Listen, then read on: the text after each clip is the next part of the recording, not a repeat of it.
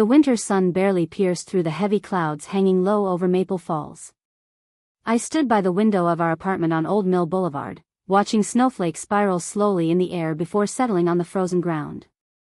The thermometer outside read 10 degrees Fahrenheit, and even through the double-glazed windows, I could feel the chill creeping in. Moments like that made me grateful that Ethan and I had finally managed to install a proper heating system last year.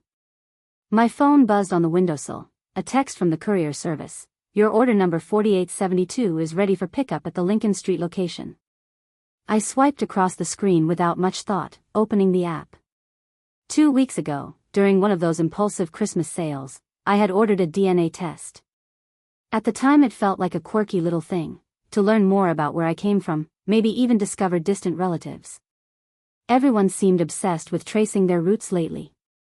"Lex, you stuck in there or what?" Ethan called out from the kitchen. "Coming."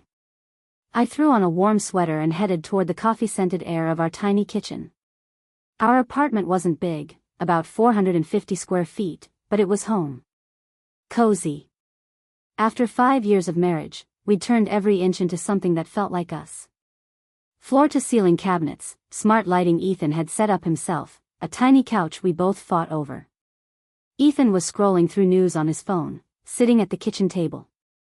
2 mugs of coffee steamed in front of him, mine with cinnamon, his plain black. Saturday morning, 9 a.m. Our little ritual. "Guess what? That DNA test came in," I said, sliding into the chair across from him. He mumbled without looking up, "And how much of our hard-earned cash went into that little adventure again?" "Don't be such a grump," I teased. "Only $90. Who knows? Maybe I've got royal blood." He finally looked up, raising an eyebrow. "Oh please. You gonna tell me you're a lost Habsburg princess now?" Would explain why Grandma Yara always said our family was special. My grandmother died 5 years ago, just a few months before Ethan and I got married. She was peculiar. Kept to herself. Lived alone in an old house on the edge of town with a library big enough to swallow you whole. Hardly spoke to anyone except me. Maybe because I was her only granddaughter. Or maybe because I was the only one who listened to her stories. "Speaking of your grandma," Ethan said, putting down his phone. "You ever think about selling that house? It's just sitting there." I flinched. That conversation always hit a nerve. After she passed, the house came to me. But I couldn't let it go. It felt like selling a piece of myself. "Ethan, don't. You know how I feel. Lex, be real. Things are tight right now. That property's in a growing area. We could get a solid chunk of change for it." I shook my head. He sighed and went back to his screen. His small print shop had been struggling, especially with the blackouts and the economy. He tried to hide it, but I knew he was drowning. "Fine, your call," he said after a minute. "So, are we picking up your DNA kit today? I gotta grab more print paper in town anyway." I nodded, finishing my coffee. Outside, the snowfall had thickened, blanketing the view like something out of a Christmas card. If I had known that was going to be our last peaceful breakfast together, maybe I would have held on to that moment longer. Memorized the smell of cinnamon, the soft glow of the winter morning, Ethan's tired but gentle face across the table. But I didn't know. So I stood up, rinsed our mugs, and went to get dressed. Just a regular winter day, I thought. The drive into town was quiet. Ethan focused on the road. Last night's snow had iced over the streets, and even with snow tires, it was slick. I stared out the window, watching familiar buildings glide by under their white coats. We circled for 10 minutes before finding parking, finally pulling in near an old bookstore across from the postal center. "You hit the stationery shop, I'll grab the test?" Ethan asked. "Yeah, meet back here in half an hour." He nodded and kissed my cheek, a quick, habitual peck. The kind couples give after 5 years, just enough to say, "We're good." Inside the post office, the line was insane. Looked like half of Maple Falls had shown up to grab their pre-holiday packages. I pulled out my phone, ready to scroll away the wait, when I heard a familiar voice. Lex. Oh my God, what are you doing here? I turned and there she was. Vicky, my best friend from college, beaming under a knitted beanie. We hadn't seen each other in months. She'd landed a job at some international company and was constantly flying. Her perfume hit me first, floral and warm with a hint of vanilla. Vic. No way. I hugged her, laughing. I thought you were still in Warsaw. Just got back yesterday. 3 months there launching a project. You? How's Ethan? Still adorable as ever? We caught up while the line crawled forward, talked about everything and nothing. Her new Polish boyfriend, her plan to move abroad for good. Let's meet up before I leave again, she said. Some real girl time. Tomorrow? Sunday's looking pretty chill for us. Perfect.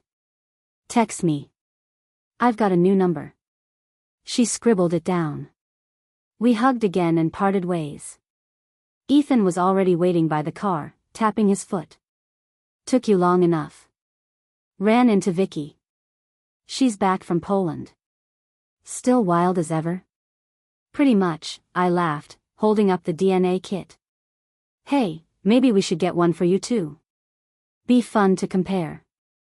Nah, I already know I'm 100% born and bred American. Whole family's from around here. Come on, what if there's some Viking blood in there? If I turn out to be Scandinavian, I'll eat my passport, he said, chuckling as he started the car. Back home, I jumped straight into the test. Easy enough, swab, seal, ship. Results in 3 to 4 weeks, I said, closing the envelope.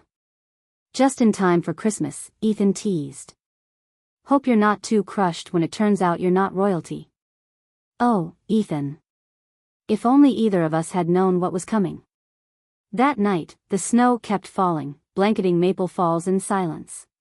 We stayed in. Ordered pizza. Watched some random true crime doc on Netflix, the kind we'd both seen 100 versions of but still couldn't stop binging. The house smelled like tomato sauce and warm blankets. Everything felt normal. Ethan dozed off on the couch midway through the episode. I watched him for a while, the way his chest rose and fell, the faint crease between his brows he got when he dreamed. And even though nothing had changed, something in me felt off. Like the quiet was too quiet. Later, when I crawled into bed next to him, I couldn't sleep. I stared at the ceiling, listening to the heater tick in the corner and the hum of the fridge in the other room. I dreamed of Grandma Yara.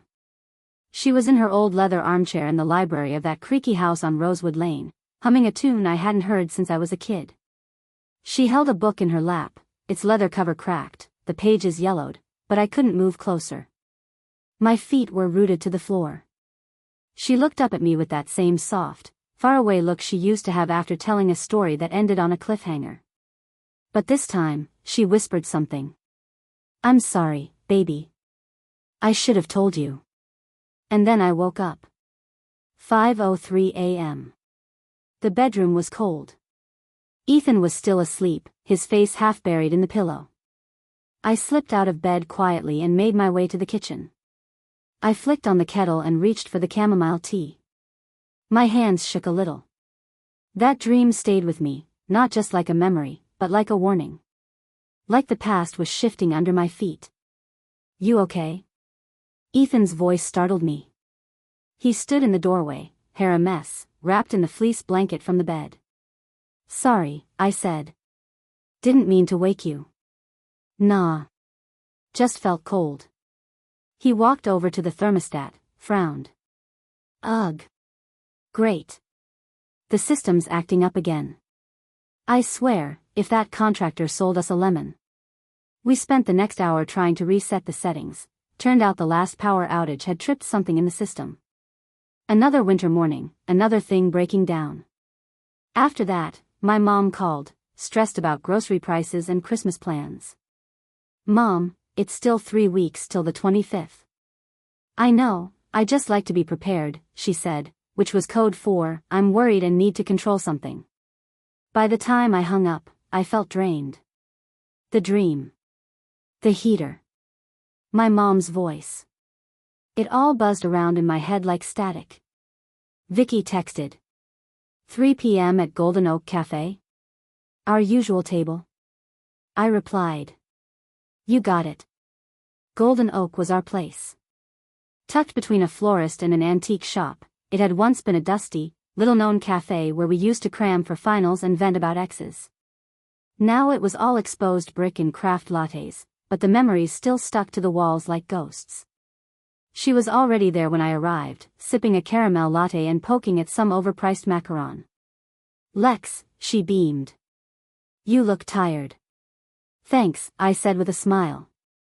Flattery gets you everywhere. We talked for almost 3 hours. She told me about Piotr, the opera dates, her plan to maybe move to Warsaw permanently. And you? She asked gently. You and Ethan still thinking about kids? I froze. It wasn't a secret, exactly. But it also wasn't something I liked to say out loud. We've been trying for 2 years, I said, stirring my coffee. So far, nothing. Vicky reached across the table. Have you thought about IVF? My coworker in Krakow. Vic, I cut her off gently. Let's not go there. Please. She nodded, though her eyes softened in that way I hated. The I feel sorry for you way. I walked home alone in the early evening dark, head down, boots crunching on old snow. Ethan opened the door before I could even pull my key out. You okay? He asked, taking my coat. Vicky get all up in your business again? I didn't answer. Just hugged him, tight. Pressed my face into his hoodie and breathed in that cedar and musk scent that always reminded me of campfires and safety. By the way, he said softly, the lab called. Said your DNA results might come in sooner than expected. Really? Could be 2 weeks. Maybe even before Christmas. Guess I'll find out if I'm a royal orphan after all, I joked, forcing a smile. But something twisted in my gut. That night, I couldn't sleep again. I kept thinking about Grandma Yara's house. I hadn't been back there in months. Not since I packed up a few of her books and left the rest behind, too heavy with memory. The next morning, I made up my mind. I'm heading out to Rosewood today, I told Ethan over breakfast. Just to check on the house. All that snow, we should make sure the roof's okay. He looked surprised but didn't argue. Want me to come with? No. I'll be quick. I've got the spare keys. It took nearly an hour to get there, the road still frozen from the storm. When I finally reached the old house, the wind had picked up, howling through the trees like a warning. Everything looked untouched. Undisturbed. The garden fence still leaned at an angle. The porch light flickered as I stepped onto the creaky floorboards. Inside, it smelled like time itself. Dust. Old wood. Paper. The library was just how I remembered it. Wall-to-wall shelves, overflowing. Her leather chair still sat by the fireplace, a knitted shawl thrown over the back. That's when I saw it. A book on the side table. One I didn't recognize. Worn leather. No title. I picked it up. It wasn't a book. It was a journal. And on the first page, in her familiar handwriting, were the words. My dearest Lex. If you're reading this, then it's time you knew the truth. I sat down in her chair, the one from my dream, and opened the journal again, my hands trembling. Her handwriting, so distinct and graceful, flowed across the yellowed pages. The first few entries were ordinary, patient stories from the hospital, musings about winter storms, comments on her favorite books. But then came a passage dated December 14, 1973. Today I made the hardest decision of my life. Maybe someday my granddaughter will understand. Maybe she'll even forgive me. I kept reading. Medical terms I didn't fully understand. References to a complicated emergency procedure. Then the words that stopped my breath. The infant survived. A boy. I named him Benjamin. Benjamin. My father's name. But Grandma Yara always said he was her son. A knock on the window made me jump. My phone buzzed in my pocket. It was Ethan. Ethan, hey, it's getting dark. You okay? Me, can you come here? I found something. I think it's important. He was there in 20 minutes, breath steaming in the cold air, concern written all over his face. I handed him the journal. He sat down beside me, reading slowly, carefully. I watched his face shift, first confusion, then realization, then disbelief. Are you saying, your dad isn't actually your grandma's biological son? I nodded. She took him in. From the hospital where she worked. His birth mother, she gave him up. Yara couldn't stand to see him alone. But she never told anyone? I guess not. She wrote about a girl, young, scared, in no shape to be a mother. And then she mentioned someone else. A name. Michael. Said he reminded her of him. Said maybe it was a sign from God.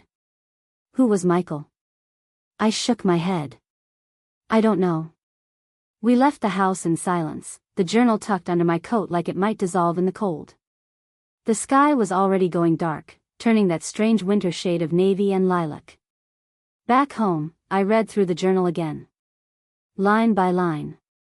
Looking for more clues. I found a passage dated 1985. Ben will never know. I can't tell him. He has everything now. A family. A future. What would the truth even give him but pain? I didn't sleep that night. I just kept rereading the pages, wondering if I should tell my father. Wondering what this would do to him. To us. Ethan, bless him, didn't push. He just held me. Let me think. The next morning, I got a call from a number I didn't recognize. I let it ring out. A minute later, a voicemail popped up. My hands shook as I hit play. Hi, this is Dr. Madeline Kirk from the Ancestry Gen Lab. We wanted to let you know your DNA results are in. Also, something unusual popped up in your family matches. Feel free to call us back when you have time. Something unusual. I opened my laptop, hands trembling, and logged into my Ancestry Gen account. Under the Close Relatives section, one name stood out. Ethan Hawthorne. 12.5% DNA shared. Possible match, first cousin. I stared at the screen for what felt like a lifetime. No. No, no, no. I called him into the room, showed him the results. He went pale. Sat down on the floor. Just sat there. That can't be right. That has to be some kind of mistake. Is there anything you know about your family? Anything unusual? He nodded slowly. My parents died when I was 5. I was raised by my aunt. My dad had a sister, Aunt Susan. She never talked much about the past. Always said it was better left there. I grabbed his hand. We need to talk to her. Today. He looked at me, 1,000 questions written all over his face. Are you sure? Ethan, what if we're related? His eyes didn't leave mine. He nodded. Then I want to know the truth. We drove to Aunt Susan's house that same afternoon. It was a long drive through the snowy backroads just outside of Willow Creek, and neither of us said much. The silence wasn't cold, just heavy, full of questions neither of us dared to ask aloud. When we got there, she opened the door with a surprised look, wrapped in a cardigan and holding a half-finished crossword. Ethan? Honey, is everything all right? Can we come in? She looked at both of us for a beat too long, then stepped aside. Of course. We sat at her old oak kitchen table. I could smell apples and dust. Ethan didn't waste time. Aunt Susan. I got some DNA results back. And, there's something we need to understand.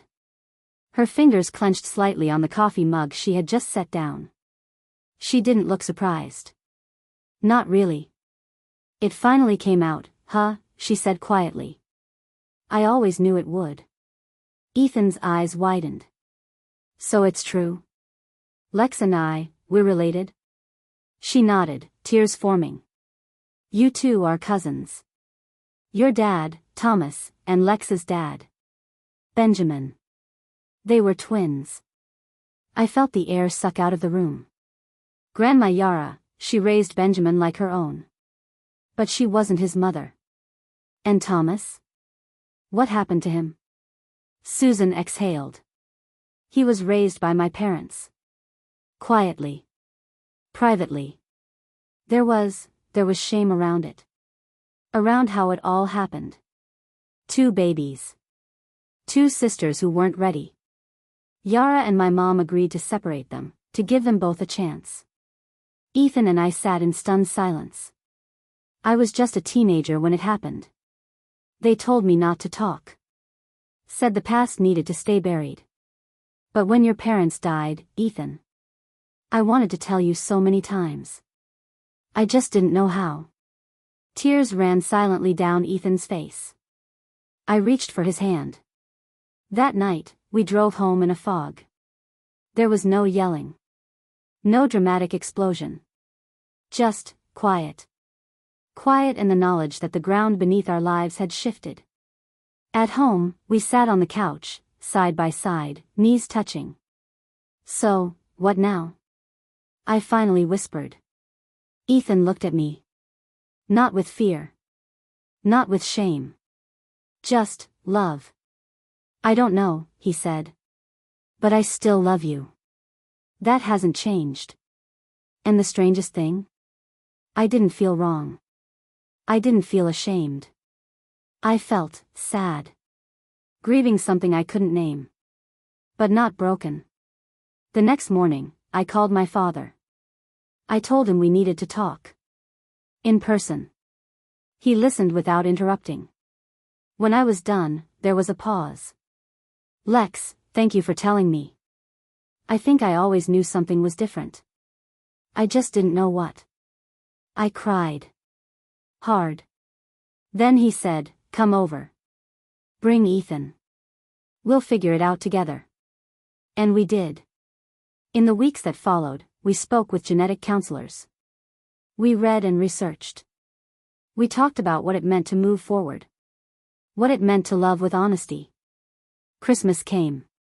It snowed again. Ethan and I stood by the tree in my father's living room, surrounded by old photos and new beginnings. We didn't have all the answers.